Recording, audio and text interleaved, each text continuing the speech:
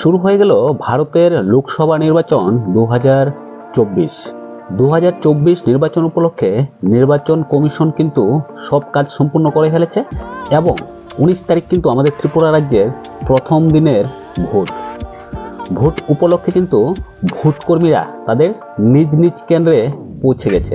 সম্পূর্ণ ভারতবর্ষে কিন্তু এই ভোটটা হচ্ছে।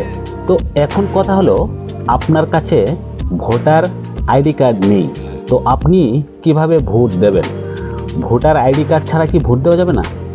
ভোটার আইডি কার্ড কিন্তু আপনার ভোট দেওয়ার জন্য বাধ্যতামূলক না।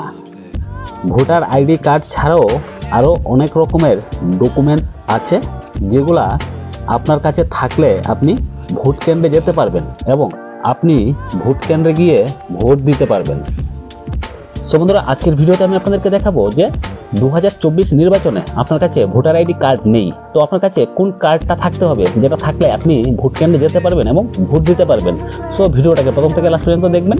ভিডিও ভালো লাগলে এটা লাইক করবেন, ভিডিওটাকে বেশি বেশি পরিমাণে শেয়ার করে সকলকে দেখার সুযোগ করে দেবেন।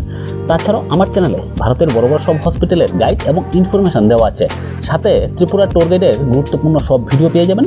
চ্যানেল ভিজিট করে গুরুত্বপূর্ণ ভিডিও দেখবেন এবং পরবর্তী ভিডিও দেখার জন্য চ্যানেলটাকে সাবস্ক্রাইব করবেন।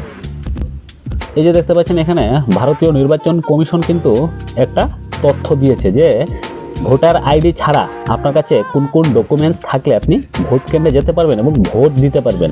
1 নম্বর হলো আধার কার্ড, MS রেগার জব কার্ড, ব্যাংক পোস্ট অফিসের ছবি সহ পাসবই, ব্যাংক বিমা স্মার্ট কার্ড, দিব্যাঙ্গ পরিচয়পত্র, PAN card, driving licence, NPR এর অধীনে RGI দ্বারা জারি করা স্মার্ট কার্ড, MP MLA MLCদের সরকারি পরিচয়পত্র, কর্মচারীদের সরকারি পরিচয়পত্র, পাসপোর্ট, পেনশনের সচিত্র দলিল।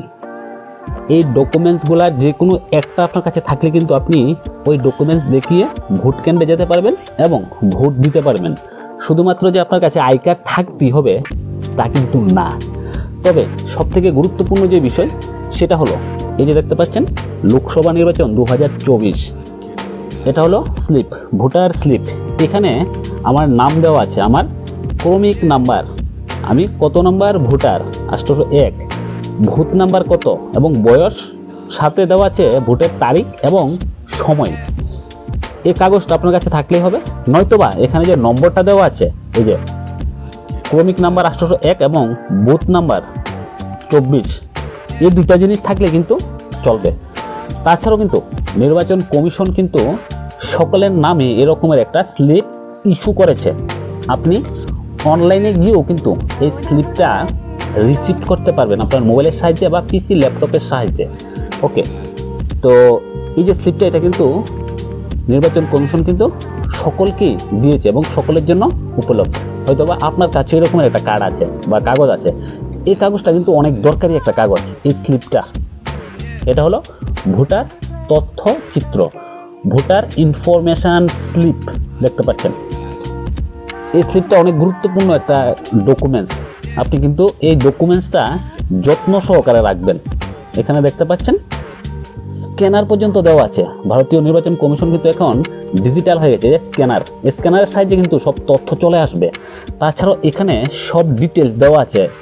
এটা আমার কার্ড, তো আমার স্লিপ, তো এখানে আমার ভোট কেন্দ্র, যে ভোটার আইডির নম্বর, এখানে আমি কোন ভোট কেন্দ্রে ভোট দেব, এখানে আমার ভাগ কত বা পার্ট নাম্বার কত, সব, এখানে আমার সিরিয়াল নাম্বার কত, সব কিন্তু দেওয়া আছে। এই কার্ডটা থাকলেও কিন্তু চলবে। আপনার কাছে যে কোনো একটা পরিচয়পত্র থাকতে হবে এবং এই কার্ডটা সাথে রাখলে সব থেকে বেস্ট, কারণ আপনাকে খুব তাড়াতাড়ি বের করা যাবে এবং আপনার ভোটটা খুব তাড়াতাড়ি হবে। সো বন্ধুরা, আজকের ভিডিওতে আমি আপনাদেরকে দেখিয়েছি আপনার কাছে ভোটার আইডি কার্ড নেই, তো আপনি কোন কোন ডকুমেন্টস দিয়ে আপনি ভোট কেন্দ্রে যেতে পারবেন এবং ভোট দিতে পারবেন। ভিডিওটা ভালো লাগলে লাইক করবেন, ভিডিওটাকে বেশি বেশি পরিমাণে শেয়ার করে সকলকে দেখার সুযোগ করে দেবেন। তাছাড়াও আমার চ্যানেলে ত্রিপুরা ট্যুর গাইডের গুরুত্বপূর্ণ সব ভিডিও দেওয়া আছে, সাথে ভারতের বড় বড় সব হসপিটালের গাইড এবং ইনফরমেশন। চ্যানেল ভিজিট করে গুরুত্বপূর্ণ ভিডিও দেখবেন এবং পরবর্তী ভিডিও দেখার জন্য চ্যানেলটাকে সাবস্ক্রাইব করবেন। আর আজকের ভিডিওটা সম্পূর্ণ দেখার জন্য আপনাদেরকে অসংখ্য ধন্যবাদ। আবার দেখা হবে আপনার সাথে পরবর্তী একটা গুরুত্বপূর্ণ ভিডিওতে। পরবর্তী ভিডিও দেখার আমন্ত্রণ রইল। এই সময়টার মধ্যে সকলে ভালো থাকবেন। টাটা।